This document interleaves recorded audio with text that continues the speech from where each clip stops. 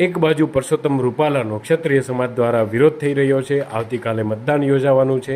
ક્ષત્રિય સમાજમાં રોષ હજી પણ યથાવત હોય તેવું દેખાઈ રહ્યું છે।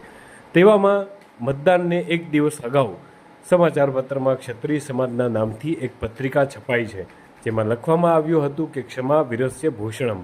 પેપરમાં છપાયેલી આ પત્રિકાને લઈને હવે ક્ષત્રિય આંદોલન સાથે સંકળાયેલા ક્ષત્રિય સંકલન સમિતિના અગ્રણીઓ કલેક્ટર કચેરી ખાતે ચૂંટણી પંચ અધિકારીને મળવા પહોંચ્યા હતા। આજે અમે અહીંયા કલેક્ટર કચેરી જામનગર તારીખ 6ના રોજ એક આવેદન આપ્યું છે। આપ જાણો છો કે અત્યારનો વર્તમાન સમય ખૂબ ગંભીર સમય છે।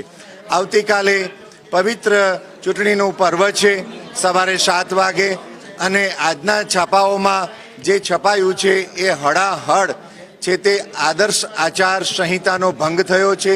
અમે સક્ષમ અધિકારી ઇલેક્શન કમિશન ભારત અને ગુજરાતને પણ ઈમેલથી અને રૂબરૂ પત્ર પાઠવ્યો છે। હું આપને એક મહત્વનો શબ્દ કહેવા જઈ રહ્યો છું, આપ ધ્યાનથી સાંભળો।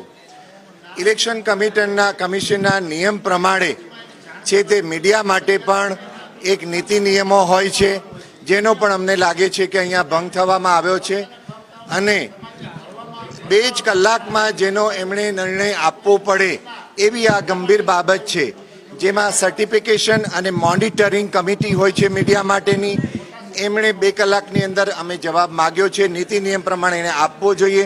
સાથીઓ, અમે આપના માધ્યમથી સરકારશ્રીને અને તંત્રને એક વાત કહેવા ઈચ્છીએ છીએ કે આ એક ખૂબ ગંભીર બાબત છે, અને પત્રની અંદર ખૂબ નબળા શબ્દો ઉપયોગમાં આવ્યા છે। વર્ગ વિગ્રહ, જાતિ વિગ્રહ, જ્ઞાતિ વિગ્રહ થઈ શકે એવી ગંભીર આ બાબત છે। આવતીકાલે ચૂંટણીનું મહાપર્વ છે, એવે વખતે આજે જો આ આવે તો ખૂબ ગંભીર બાબત છે, એને અમે વખોડી કાઢીએ છીએ અને તાત્કાલિક નિર્ણયની અમે માંગણી કરી છે।